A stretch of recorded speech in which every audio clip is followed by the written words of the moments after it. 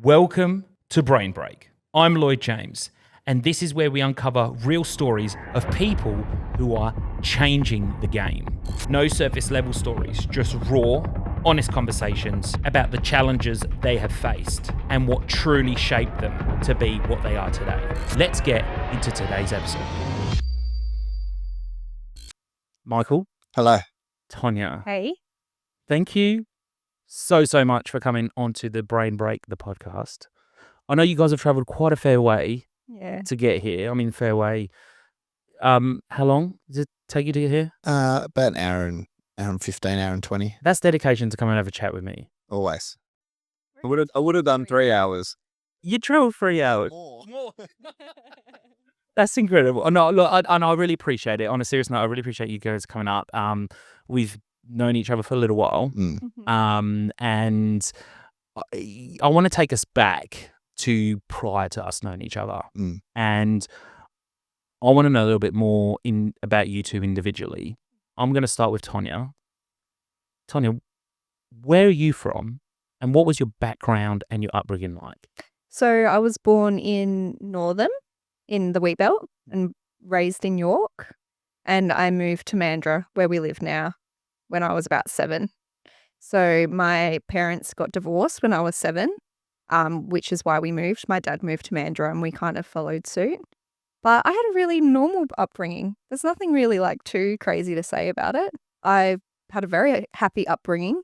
My parents get along really, really well. So even after the divorce, we still saw Dad whenever we needed to or wanted to. And we have been on holidays with each other since. And yeah.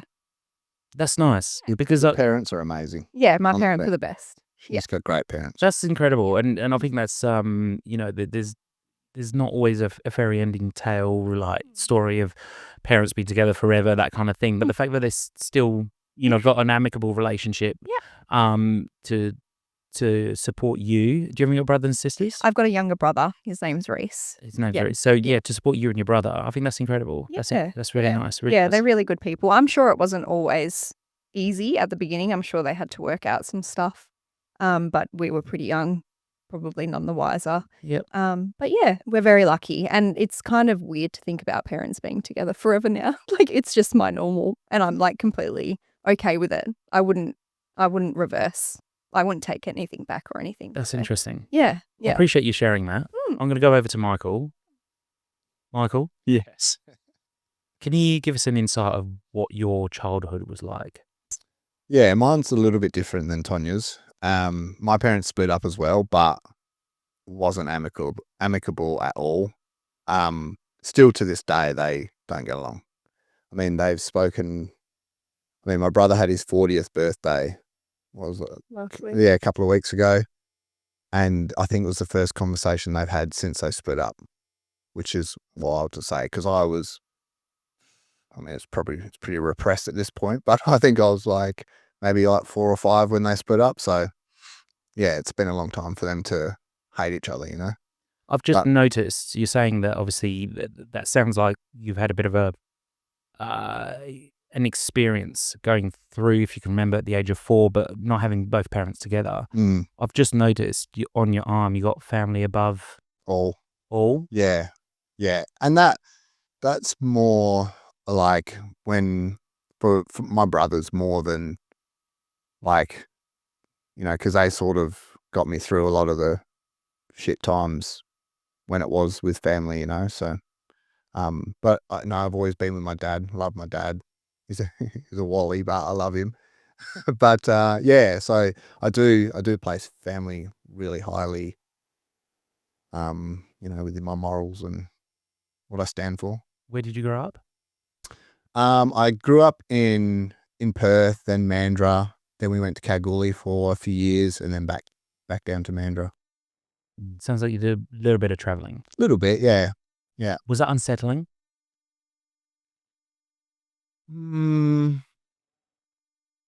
Yeah. Now I look back, yes. Yeah, because my mum didn't know that we were in Kalgoorlie. There was private investigators involved, the whole bit. So, and the story of how she found out where I was is pretty wild. But, when I look back, I'm like, It's pretty rough. Pretty rough. My life was so boring. Yeah. Well, the reason why I'm asking this is because having known you guys for the last couple of years, you come from your professional aspect of things, from your professional careers, you're so far apart. Mm. Mm. Yeah.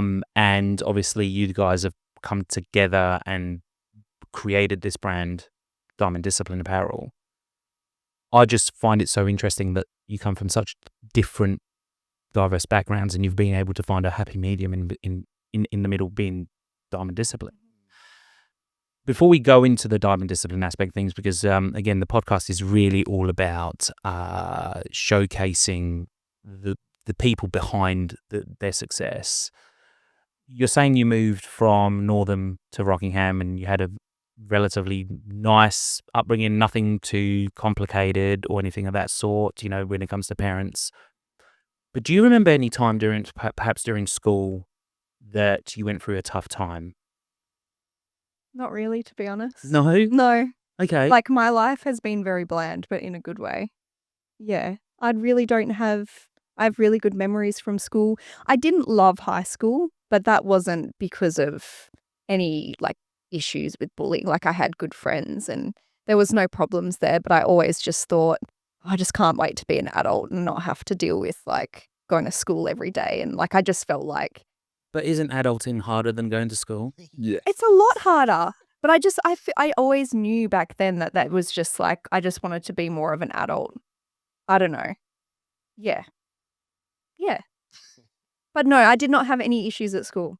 Okay. I have, especially primary school, I have a lot of really amazing memories of primary school, especially. And even high school, I'm still friends with all of my high school girlfriends. We still catch up now and, you know, do little weekends away with each other. And yeah. Love that. Yeah. That's so nice. Yeah. Fairy tale, Yeah. little school day, and like, Boss out of me today. And, no, that's okay. you know, That's not a problem. So none to give. You got to dig deeper for the girls, trust me. I'll shuffle my mind or my conversation over to Michael. But Michael, similar question, but I guess you know, you kind of revealed and you said that Mum didn't realise you were in Kalgoorlie. For those viewers and listeners that don't know, I mean, Kalgoorlie is about 7 hours or so away from Perth. Was there any given points, perhaps in your teenage years, where you have gone through something relatively difficult, but you managed to find your way through it?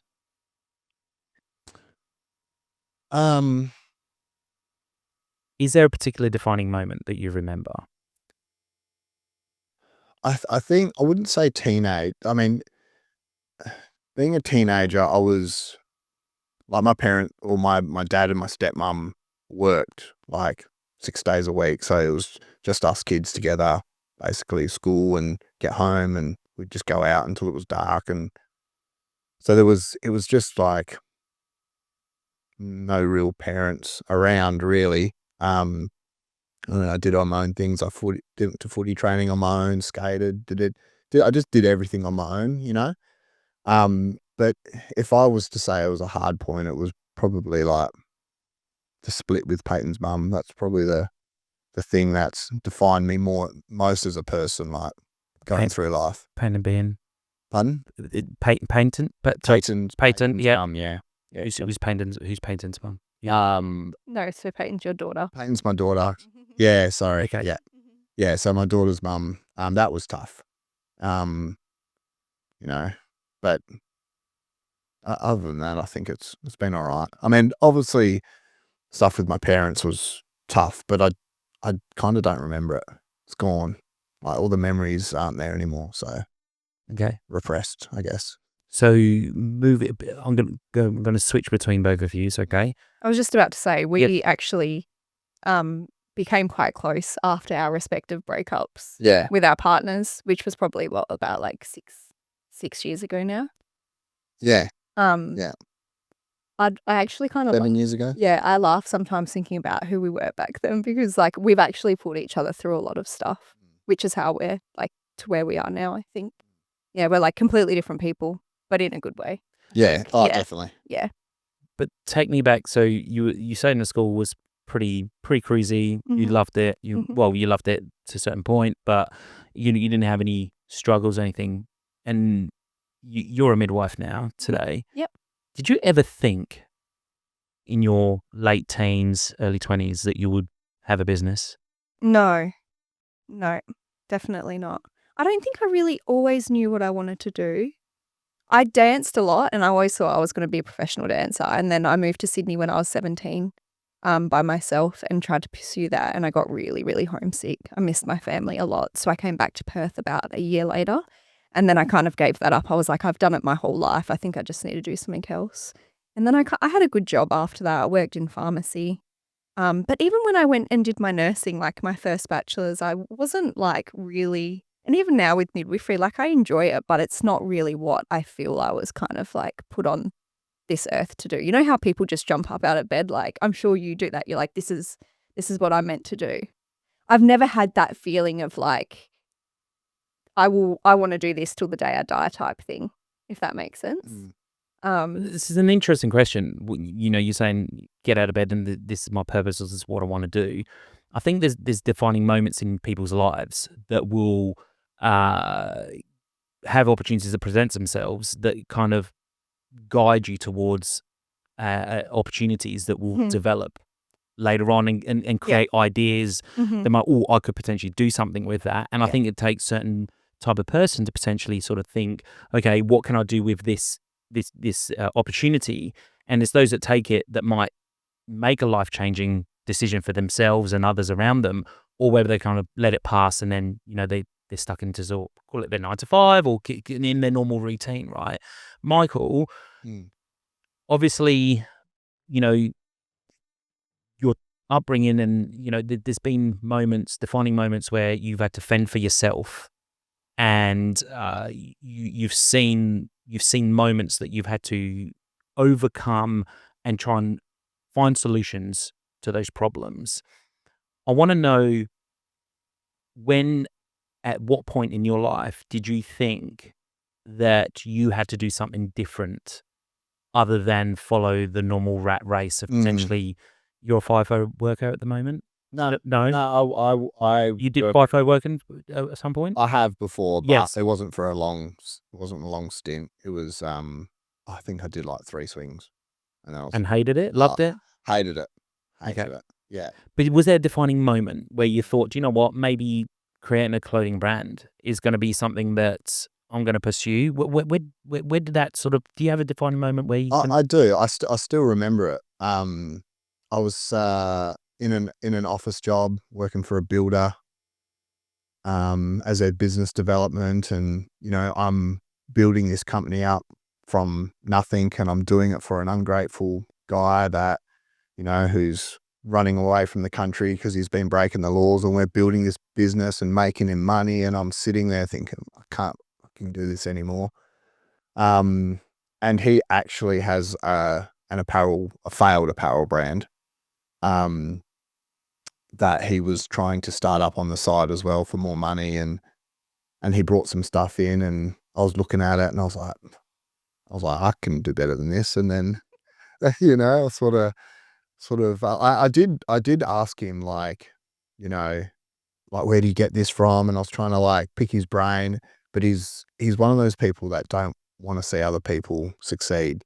And that sort of motivated me even more to be like, oh, I'll just do this on my own and figure it out, and then that's where it all started becoming from. And then I called you. You did call me. I think you messaged me on Instagram. Yeah. But then obviously you had that moment of realizing, okay, this guy's trying to develop this brand. There's plenty of other brands out there, and you saw what he was doing and you're thinking, I could do better. At what point did Tanya come into your life? Around about that point. Pretty quickly, really. I think I made a jumper. I made some jumpers. This is many moons ago. That never got released, by the way. Yeah, no, they didn't. They didn't get released. It's sort of like, that was just like the starting point of wanting to do something. And I just said I need help, and you're the only person I trust. So trust is a big word. yeah, she is the only person I trust. completely, wholly trust. Do you think that, I just want to focus on that word trust for a moment. Did you have issues trusting people when you were growing up? Yeah. Or I still do. Still do. How do you feel about that, Tanya? Oh, no surprise. Nothing I don't know already. Yeah. Yeah, she knows. She's well aware. So Tanya, you come along and you're like seeing this hoodie that's never been released before. Well, never got released to the public, Yeah. so to speak. And did Michael ask you for help, or did Yeah. you put your hand up? No, he asked me for help. He said he wanted help with social media. I was like, oh, no, thank you. I'm not interested in that. And now you're the queen of social media. You know. And then I never thought I would be this involved. Like, I never thought I'd be sitting on the couch with him doing a podcast. I just thought that I'd be just more behind the scenes. We always used to joke in his old jobs. I was like, I'd be a really good personal assistant to you. And that's what I thought, like, I would do. I still kind of do that too, but you know what I mean? I didn't know. I never thought I'd be this involved. Absolutely not. Surprises me. The brand, Mm. you come along. Yeah. Michael's got this idea, Yeah. right? This hypothesis of like, I can create this brand better than your fire, or the fuel to your fire is this guy that's messed you around a bit, or you're kind of seeing he's not doing the right thing and you think you can do better. The name Diamond Discipline, what's the meaning behind that? I think for me, where I got that from was at that point in my fitness journey, motivation wasn't a part of my getting up and training every day or boxing every day, or it just wasn't. Motivation was never, it was there at the start, but it always dissipates, so it became like a discipline thing. And, so I wanted that to be incorporated in the name. I want people to know that to get to certain points, like you see these athletes and, people that are fighting, the amount of discipline it takes for them to get to that point. I don't think people sort of really grab it. They don't know. And so I wanted that to be a part of the name, and I think there's nothing harder than a diamond, so and to have the kind of discipline to get up every morning, go to the gym, work out, train. It takes a lot. It takes a lot of It's not discipline. even just about fitness though. It can It's be not. in It's anything. Yeah, it's with life really. Just to do something you want to do takes a lot of discipline, and I think a lot of people don't understand that, or don't even have it. Some people just non-existent, so that's where it all stemmed from. It's actually kind of crazy like fitness is such a huge part of your life now that I've forgotten that it actually wasn't at some point. Yeah. Like Yeah. that would surprise you, right? Yes. But I knew you back then. But I'd like you've morphed into this like fitness freak. So let me ask you. So what I'm really interested in your partnership for Diamond Discipline is, it sounds like the initial idea comes from Michael, and you've come along to support that journey. Have you ever felt that the brand is not fully yours, Tanya? Oh yeah, for sure. Yeah. But not anymore. But I think there was probably, I'm an overthinker. So I will probably create an issue from nothing. But no, I don't think that anymore. I think sometimes I used to feel maybe it was just another bit of trust to build, because he would maybe be very he would have his vision and I would probably come and challenge that a little bit. And then if he kind of maybe fought back on that, then I would probably think, well, like if you can't even meet me halfway, then who am I in the business type thing. But we're much better at compromising now, I think. I've just learned to listen shut and up. shut my mouth, because like I obviously have my way of thinking and Tanya has her way of thinking 99% of the way. 99% of the time, Tanya's way is way better. And I just got to I trust her a lot more with her ideas. And then I see it, I'm like, your way was better. The same with me too, though. Like we've both had to work really hard at like just admitting when we're wrong, which is hard for people to do, a lot harder than you think it's going to be. Yeah. But he does this all the time. He's like, let me just like try this idea and then, like we can go from there. And most of the time I will be kind of like, yeah, okay, I don't hate it. I did that 3 days ago. I was like, oh yeah, you're right. You got me. But it's so hard to just admit that you're wrong sometimes, but we've both had to be better at that. Yeah. Do either of you remember a specific moment when you've started to call it morph together this idea of Diamond Discipline Apparel and bringing it to light to people? Was there any defining moment that you guys can remember that thought we might be onto something here?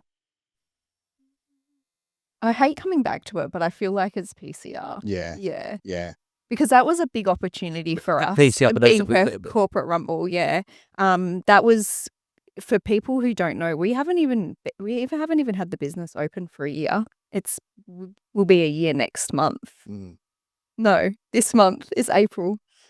May. Yeah, sorry, yeah. Launched in May. God. Last. And PCR last year was in April, and Michael kind of got us tied up with PCR somehow, and it was crazy and overwhelming, and we probably couldn't handle it. But that was a real, I think just the opportunities that we've gotten from that has been amazing. I still remember the phone call. I called Tanya. I said, we've got this sponsorship for the PCR. I know it's a lot, but we can do this. And we did it. It was hard, but we did it. It was really hard. What part was hard? Just figuring out how to run a business, I think, which you still haven't figured out. But and time management's really hard with full-time jobs and obviously Peyton as well. But I think we love the Corporate Rumble guys. We love being a part of it. It's one of our favorite things, but it's very stressful. Trying to organize that many people to get, sizings, just all get them all together at the same place and be able to talk to them and get them to understand what they need to do so we can make their their apparel for their training is harder than one would think, really. I think another moment for you as well has been it sounds boring, but we bought our own printer. So to be able to print our own clothes, I don't really know any other clothing lines that do that really. To buy our own printer, I think that was pretty exciting. To be able to kind of take things into our own hands a little bit more is really cool. It sounds like you didn't quite take I guess, what is a traditional route, but I don't want to use the terminology traditional route in regards to, designing a product, trying to launch it and trying to build a community, I guess, and trying to sell a product. You guys kind of went, we got a brand. Yeah. We're going to one of the biggest corporate events there are in Perth taking place and try and create brand awareness and exposure that way. So you kind of really set yourselves up in a way that you threw yourself at the deep end. Yeah. Oh, he threw us in the deep end, actually. At the deep end. Yeah. Yeah. Do you think that when you got given the opportunity to do Perth Corporate Rumble, and you said that there was moments that were very difficult, I guess at the time you're trying to figure it out as you go along. Was there any moments in there where you thought, nah, this is too hard, I'm going to give up? Michael, to you. Yeah. Yeah. Yeah, definitely. But and my mindset will never be to give up because there's obviously people relying on you, so it wasn't ever that I was going to give up, but it's hard. It's hard.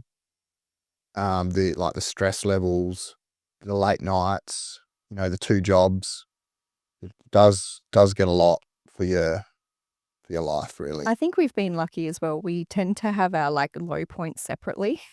Our little mentee beast, we always we don't sync up in that way, which is good. Yeah. The other day, the last couple of weeks, I've just not been, I feel like I haven't been very productive and just really just not in the mood. And he's just come on, let's do it. And then normally, sometimes he'll be the way I am at the moment, and I'm the one trying to kind of push the car along. She'll be like, we've got content to do. And I'm like, no. She's like, tough titties, we're doing it. Yeah. You see, I think that's really interesting because, from a founders and entrepreneurship, that it's a lonely world out there. Mm-hmm. And when you're trying to do it solo, you're left with your thoughts. And I guess from talking to a number of people, especially CEOs and founders, that initial idea might sound crazy to your friends and family. Yeah. Why do you want to do that? Right? And only you as individuals would sit there and kind of go, no, I know why I'm doing this. I guess directed to Michael or Tanya, I'm just kind of trying to lean towards who's going to have this answer, but what is your why? Well, for me, doing something that will give me the freedom to, you know, one, financial freedom, hopefully one day, be able to, you know, just be able to go on a holiday or, you know, do things with my daughter or with the family that I couldn't do now. That's something that I'm definitely working towards. But I grew up like really poor, so trying to change the cycle of like being poor. I don't know. I always felt like I was destined for more, and I want to do that, and you know, bring Peyton along in that journey with us. But starting a clothing brand is not exactly a cheap exercise. No, it's not. Can you tell us a little bit more what sort of structures does it take? Like, I mean, financially it must take a toll. Yeah, it does. The startup of like getting the stock and, you know, even just like getting samples, getting your product right. I mean, how long were we going before we had a sample we were happy with? Nearly 12 months. Yeah, maybe even more than 12 months, you know, trial and error of samples. Which nobody sees, right? No, and they're expensive because everything's custom. So, you know, It would be something so small, like, you know, the material was perfect, but the straps just need to be like a tiny bit thinner, or like we would wear them and the buckles weren't like keeping the straps tight enough, or like something so minuscule like that you'd have to then redo your sample. Yeah, It's like, even oh my like God. the buckle color. Oh yeah, the buckle. Oh my The God. buckle color I had to be haven't- custom dyed to match the fabric. Like just these small things that happen in the background. Like we get it and we're like, oh, no, it's not it. And you do it again, and each sample's costing you money. Not only costing you money to make, to get it sent over. That does take a toll. But you know, you got to be in it to win it, right? We do it a lot differently these days as well, like, as we used to. I think if we knew what we did now, you probably wouldn't be so broke. But yeah, I mean, You know what I mean? that's all learning. Like, I think even doing it the way we did, we learnt so much. We learned exactly what goes into it. We learned how to communicate with people overseas. You know, just you learn so much from doing it. As much as it was a costly learning experience, we did it, and we know now. What I really want to be able to get an understanding is you're trying to start a clothing brand here that realistically is relatively a saturated market, right? You say you start off with an unreleased hoodie. Mm-hmm.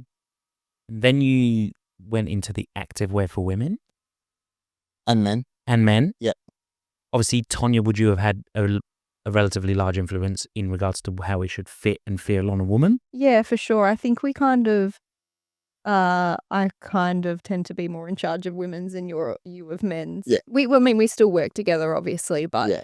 like if I'm not, like we've done all of our own modeling so far. So if I'm not comfortable wearing it, then it's not going to happen. Yeah, and I think I can't wear it. I mean, I can, and I have. Well, Yeah. I have seen an Instagram of you wearing a crop top and Tanya. We does that every day. Here's a So you want to admit it? But I don't get to work out in it, obviously, unless I do workouts at home. But so I don't get to feel what they feel like when Tanya's like sweating in them and really testing them. I can do it in the guys, obviously, and that's what I do. So we just both have our lanes, and we'll pick styles and colors and stuff together. But when it comes to like the feel and the fit and the fabric, that's when Tanya will be more. So do you have defining roles within the business? I think these days we Yeah, do, I but would say. we also do work a lot better together as well. So like we will have like DD days where I just go over to his house and we just like do everything, even if that means like replying to emails. Like we do stuff separately, but we do work a lot better when we can bounce ideas off each other. But I feel like that was a struggle at first, was defining roles, but I think we're a lot better at that now. Yeah, for sure. Are there any brands you feel that like you look and get and sort of get inspired by and think you want to be this? I don't want to say be the same as them, but do you feel like you try and understand their blueprint and try and replicate that into Diamond Discipline? Or is your blueprint completely unique and trying to figure it out as you go along? We do want to be unique. I mean, there is brands. I don't look at anybody and think I want to be them. No, and what's that saying? Comparison is a thief of joy, or something like that. So producer Riley can key in. What was the quote? What was the quote? Comparison is the thief of joy. Or, can we Google that? But comparison is a thief of joy. Can you just see if that is a quote, please, producer Riley? And I see other brands and I look at them. I'm like, oh, I like that. And but then I can't sit back and go, oh, I have to just like, if I look at too much, it affects me creatively. I don't have my own ideas. I feel like sometimes they come off other people's stuff. So I try, even if there's an ad I see on Instagram, I'll go straight past it because I don't. It's super hard at the moment because everyone's doing the same stuff. So, like with our winter stuff, we're doing things a little bit differently. And that we want to be unique. We don't want to be like the hundreds of other brands out there doing the exact same thing, And I think that's the hard part, because I've worked with a number, I don't want to say hundreds, but it must be close to that, with a number of clothing brands, and they do echo a similar message, right? But then I have seen from the great messaging and the great idea behind the whole brand, why they want to do it and everything else, but then the quality falls down sometimes, or the quality is really good, but then their brand messaging is not very good. So it's finding that balance of really understanding of like who you are as an identity as a brand, but also having that quality that when people do get it, they think, oh wow, that actually feels really nice. I mean, I'm using this example as, less than half an hour ago, I was touching your hoodie new release, and I was like, oh my God, it just feels premium. It feels really good. Yeah. And I suppose when you tie that in with a compelling story, you've got a product that you could potentially sell. Yeah, which I don't think we've fully figured that out just yet. Yeah. We've still got lots of work to do in that department. But as we're growing as a business, we've obviously come across our own problems and problems that we've seen in the market that haven't been fixed in, I don't even know how long, but like we were having small issues with the women's stuff and the prints, and they were, whether they were cracking or doing whatever. We've just come up with solutions to not have that happen again. So we've even though it costs us a lot more money to do this, we've come up with ways to stop logo splitting on the stretchy materials and done all sorts of things. So we want to make a change in the market. We want people to have quality for a good price, like proper quality, which is good. I think we got to be if we want to stand out. In regards to marketing, Tanya, you saying you're doing your social media queen. Yeah, she is. With your ideas and so on. I remember us having a conversation about a year ago, and you were so not confident on how to do it. I'm still not.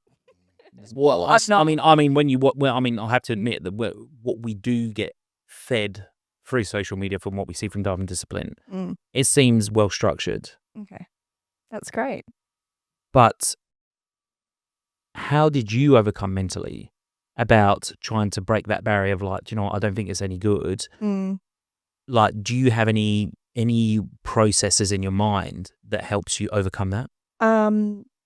Pretty simple. I didn't look at our socials after I posted anything. Like real bad. That was at the start. Yeah. I didn't look at our but that was one thing I did just to out of sight, out of mind type thing. And you've done courses. Yeah. Met with people. Yeah. Done courses, met with people. We do things together, which I think is we embarrass ourselves in front of each other all the time, and it's kind of like you just develop some confidence over there, I suppose. Yeah. And I think it comes down to just doing things that we're comfortable with, because like we said, we just want to do things that bring out our personality, and we don't want to be too serious. So I'm not going to be too shy about that, because at the end of the day, I'm comfortable with what we're putting out there. We're not trying to be different people. I don't think you give yourself enough credit for how far you've come. Yeah, thanks.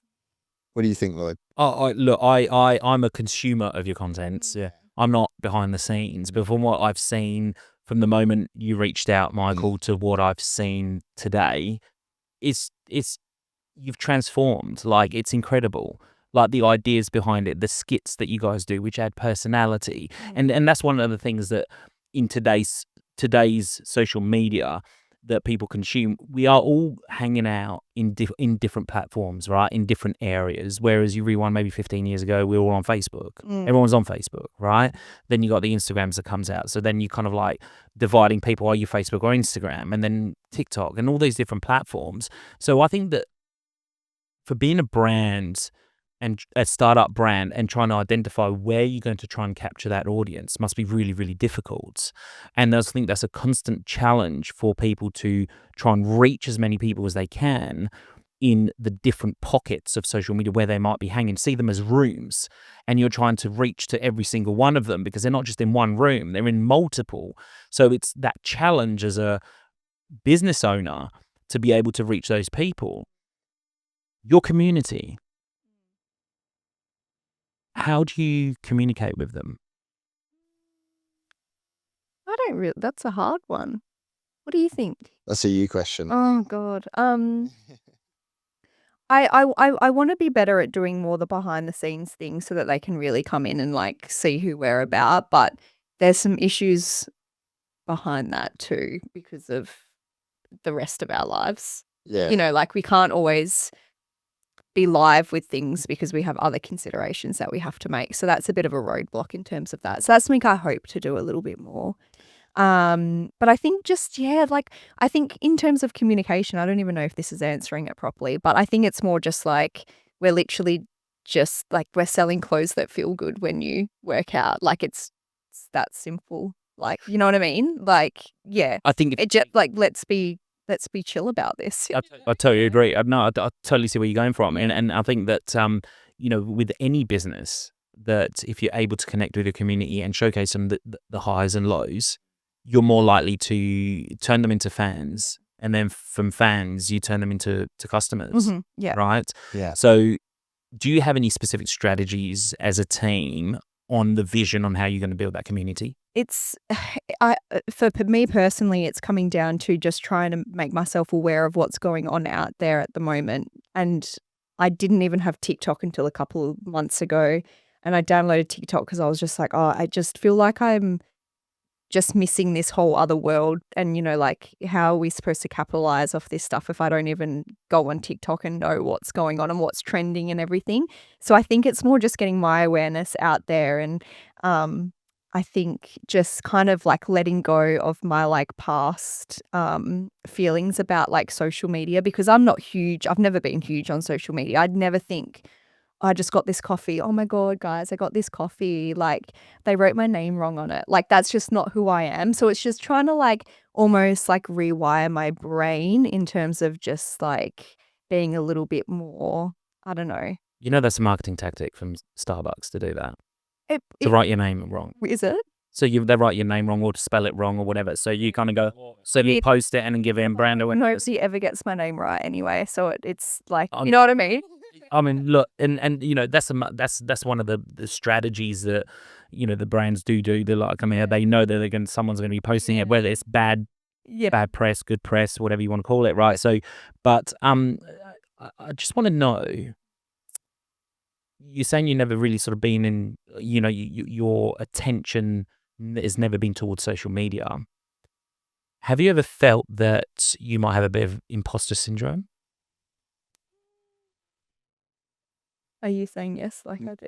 Oh, no. I'm not saying anything. No, I actually don't think I have imposter syndrome, because if anything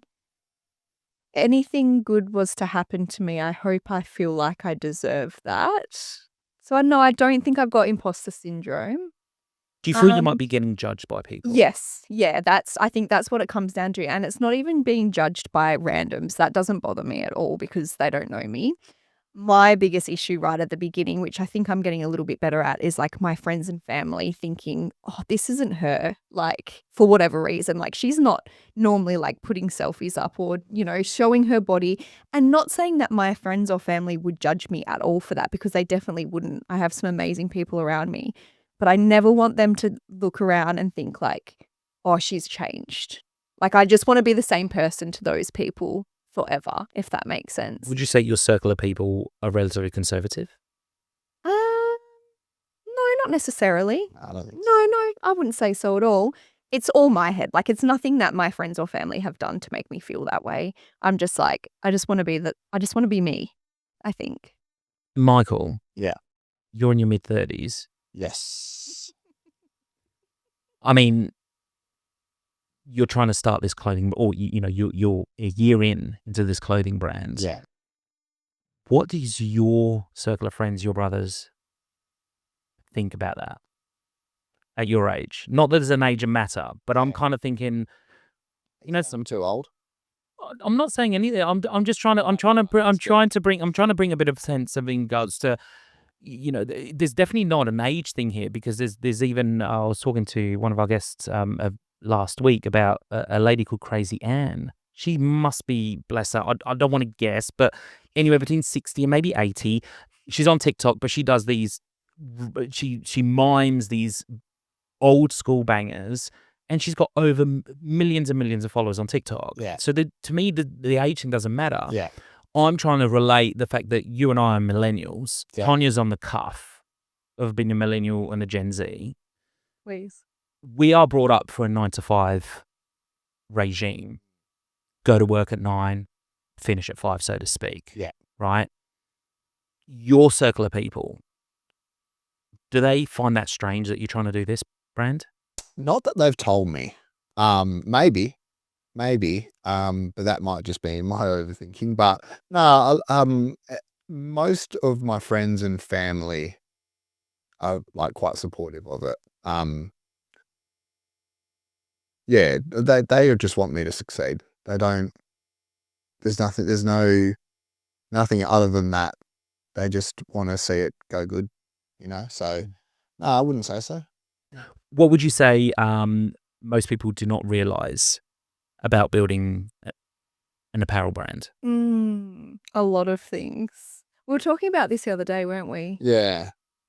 The design process. Yeah, design process for us is something that people just don't understand, like the amount of time and trial and error that goes into getting a product right is wild. Getting the fabrics right, getting the prints right, the design, because you might see a design on a computer and go, oh, that looks good, and then you print it and you're like, okay, start again. Even little things like because we're only a 2-person team, we can obviously only do so much. I remember last year with the puffer jackets, right? We were working really hard. We were like, winter, we just want puffer jackets. Like, that's what we're going to do. By the time we got to the sample that we were like happy to like put out there, it was like August. And I'm like, Michael, we can't release puffer jackets in August. Like nobody is going to buy a puffer jacket in August. But because it's just the two of us and we're like, like we don't have a huge team that can make these things happen like quick smart, you know what I mean? So I think that's another crazy thing about it, is just timing and time management and trying to like get everything out when it's supposed to get out. How long do you think we've been working on this winter range for? The one that's coming up? A while.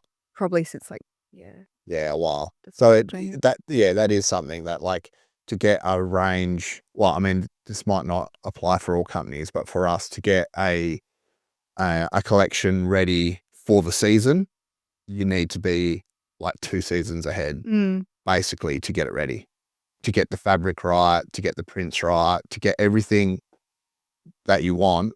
You have to be like, so you're talking at least 6 months. Yeah.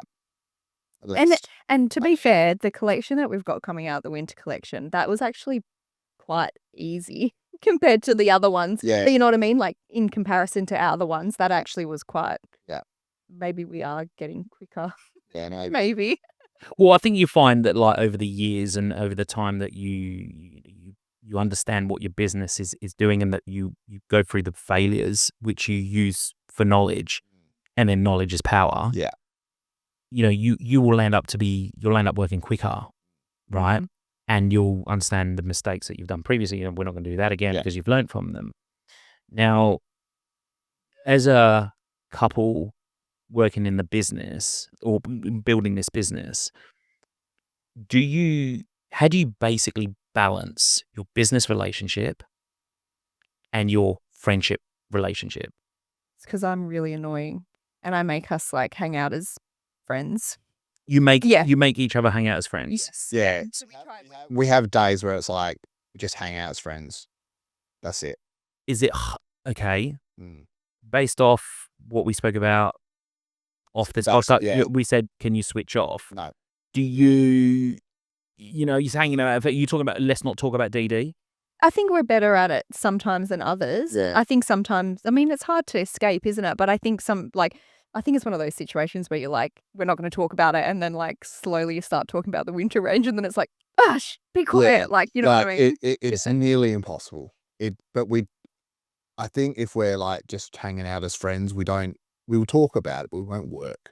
We won't like sit at the computer, or we won't invoice, or we won't do what we need to do. We will it'll just be conversations and ideas and stuff, just hanging out. We have a lot of shared interests as well. So I think we just kind of do that stuff. Yeah. Yeah. But but we do try and make time to hang out as mates and just be chill, you know. See, I find that really nice.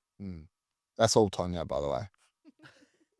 I find that really, really, really nice because it's, I mean, to have that business relationship and to have that friendship outside of that and to find that balance, I think that's really important. Yeah. And I think that over time, I believe that if you're able to keep that momentum and keep that up, that's really important for the freshness of your relationship outside of DD, but also knowing when to put that different hat on to sort of go, right, we're on there because we want to be able to scale that business.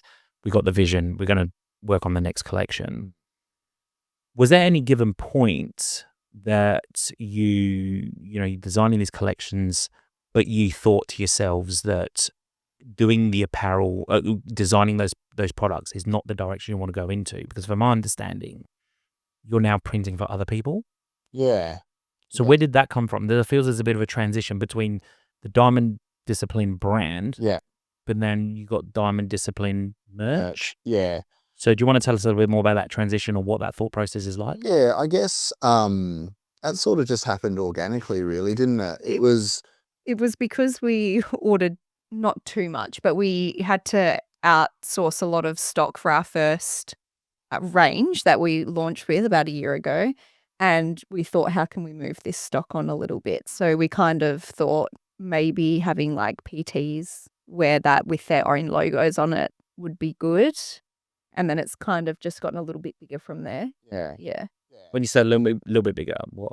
In terms of like, we're now doing custom merch that isn't included in our impress stock, essentially. Yeah. So, I mean, we are going through a bit of a website overhaul, but eventually it'll be, we have one side of the business that can make custom apparel for whether it be gyms, personal trainers, people like yourself, just wanting to be able to give their own brand awareness on clothes. And then we'll have our own side of the website, which will be our activewear, our branding, our collections. So it's just two sides of the business, but the merch is it's good fun. I enjoy that. So you do all the graphics, don't you, Michael? Yeah. So you've had to learn that from scratch? Yeah. All the It's pretty cool. all the programs, all the 3D rendering, everything is just learnt on my own. University of YouTube? Pretty much. Yep. Pretty much. But now I sit there and I just like watch him on the computer and he's just like, and I'm like, oh my God. And like, you've tried to teach me, but it just, I have. Yeah. He can't go on holiday ever again, pretty much. I can't be in charge. What does the next, I was going to say 6 months, but obviously you're showcasing the fact you've got your clothing brand. You're going into the merch side so people can then utilize that and put their own branding on there. what is the next thing for Diamond Discipline? I think just to be able to like start launching bigger collections and more frequently, like release products more frequently would be the ideal situation. I think, and sizing. That's my biggest bugbear. Yeah. We want to be more size inclusive. And I feel like people are very, very judgy online with size, very local with size, which is fair enough. I 100% understand, but it is not easy, like especially in terms of money to include all those sizes. Yeah, well, we basically started off, you know, and this is part of your sort of mentoring us as well, Lloyd, is we had an avatar of who we wanted to sell these products to at the start, and we were limited to what we could do financially, sizes. We could have got more, we can do more, but, you know, when you've got to outlay a certain amount of money for stock, you can only have so many sizes in that, you know, so that is something that we want to work towards. We want to scale up, have more of a following, grow the merch side. We want to do some more of that as well. That's incredible. Businesses. So I just find that so interesting, the fact that you know, it's like your brain hasn't switched off. You kind of like looking for that. Well, you're going to build that next thing. You're going to find the problems and try and solve them. Can you tell me, will there be, I mean, this is a bit of a far-fetched question, but like, you kind of answered it, but as a business owners, is there an endpoint to this? Well, not for me. Not for me. And not until I can retire, I suppose. But nah, not for me. No. I just want to keep building and building. Yeah. Eventually, I'm in it. Eventually, I want it to, like, for me, my next sort of milestone will be we can both stop our day jobs and work for DD full time. Because I was going to say something's got to give. Yeah, 100%. Whether it's, you know, I think that I do believe that, like, if you want to be able to scale any business, something has to give somewhere to be able to, for you to give more time, energy, effort into scaling that business. Yeah. It sounds like you haven't quite found or had that potential discussion of going, what's going to give to be able to scale it, or have you had that conversation? We have had that conversation. Okay. Yeah. He especially wants to start paying me more, but I just don't see the point at the moment because we both do have really good jobs and we both are comfortable. So we'll just have to hustle until we can't hustle anymore. It's just a lot of nighttime work for us at this point. Yeah. Nighttime and weekend work. Which is, I mean, at the moment it works, but it's going to, through like the PCR, that was like, I was up printing till sometimes 11, 12 o'clock at night, getting up, working, doing it all again the next day. Like there is points where it's hard, really, really hard, but we'll get there. And there is a threshold where we'll get to where we can't do both. One of them has to give out, you know, and absolutely. Yeah. I can drop down to casual at work as well, which is gives us a bit of flexibility potentially in the future. You know, still make some money. We'll get there. Delivering babies. I don't know. We'll see how we go. Yeah. Yeah. We've got a little bit of a tradition on the podcast now.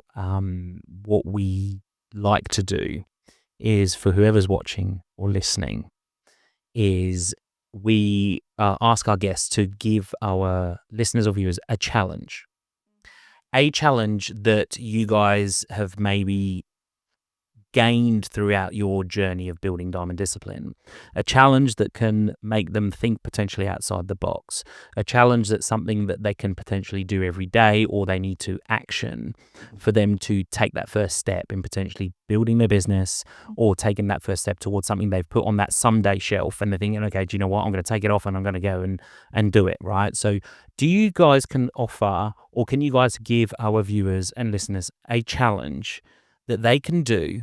And the purpose of this is then for potentially them to reach out to you and say, this is a challenge I've done.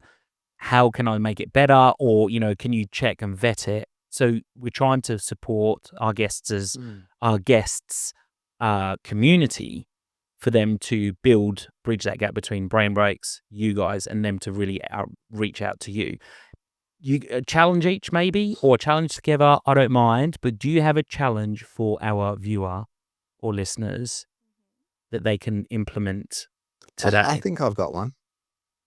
And this for me was probably one of the harder challenges for myself, is like having a business, is like building your own logo, like, and having your set of logos that you will be like the face of your company. Like we've got our diamond, we've got our specific logos that will always be the foundation of our business. I think building that or designing that logo, even trying to do it yourself instead of finding a designer to do it for you, that's a big step in the right direction of like building your own company. So maybe, challenge yourself and do your own logos. I love that, Michael. Cool. Tanya? Mine's probably not as cool. I just think start small, because that's not what we did in a way. Not that we regret it, but I think if we potentially would have just started like with one product or whatever that, one or two products, I think it could have changed. Lloyd did tell us. I know he did. I think I vaguely remember that. I think did you say you were going to drop a number of items at the same time? Yeah, and you said not to. You were saying, "Oh, look," I said not to, but you're as our mentor at the time, you were advising us to, this is drip free to or do it, and we were sort of like ready to rock and ready to go. It's the excitement that takes over, right? Yeah, I suppose it's just a matter of finding what you're most passionate about within your line of business or work, and really honing in on that one thing, and then I think just building it from there. I think, and correct me if I'm wrong, but like perfecting a product, getting your product up, a singular product, perfect, and bringing that forward instead of like branching out and trying to get a few things perfect. Is just focus on and really get happy with the product. Is that kind of what you're trying to say? Yeah, I think so. Yeah. I love that. I think so. Tanya and Michael, I just want to say a massive thank you for you guys coming onto the Brain Break the podcast. It's been so insightful to hear both your individual journeys prior to any of this Diamond Discipline taking shape, and really getting an in-depth understanding of how you've overcome together as business partners some of the struggles and, the grit that you've put through to make Diamond Discipline is today. So I just want to say a massive thank you for sharing that with me and people watching and listening. I just hope that other clothing brands or businesses that are thinking of starting up something similar to what you guys have done can take something away from this, that they can hopefully speed up their process, that will help them succeed in their journey. We're all on different journeys, but there's always something to take away from conversations with people. So I just want to say a massive thank you for coming on. Thanks for having us. Thank you, Lloyd. But, I mean, if there are people listening that are starting a business or even a clothing brand, more than welcome to like reach out. And also, we're still learning too, so we can all just help each other. We want to see people succeed, so if we can help, we will. So I love that. Thank you. Michael. Thanks, Lloyd.